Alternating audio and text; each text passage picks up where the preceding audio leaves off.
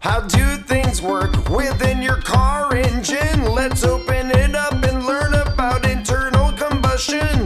The internal combustion engine converts energy from the heat of the burning gasoline into torque. You will see the torque is applied to the wheels to make the car move. Let's first learn all the basic parts so your progress does improve. Let's take this 4-stroke engine and take a look inside. We'll label each part for you to know how it drives. The first part is the intake, where air-fuel mixture is drawn. The intake valve opens and lets the air-fuel mixture move on. The air-fuel mixture is pushed into the combustion chamber as the crankshaft moves the piston down with the connecting rod, I'm sure. Compression happens next while both valves are closed. The piston moves upward, compressing the air-fuel mixture as it's shown. The power comes next when the spark plug is firing, forcing the piston downward as the crankshaft continues spinning. In the exhaust stage, the exhaust valve opens. The crankshaft moves the piston back up, pushing exhaust out as it spins. Now let's see these 4 strokes in action as we call them out, which powers a car from point A to point B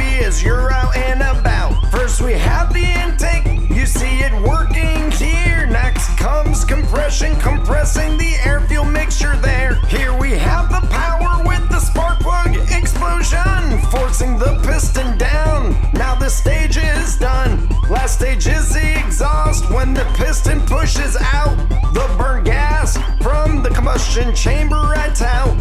How do things work within your car engine? Let's open it up and learn about internal combustion.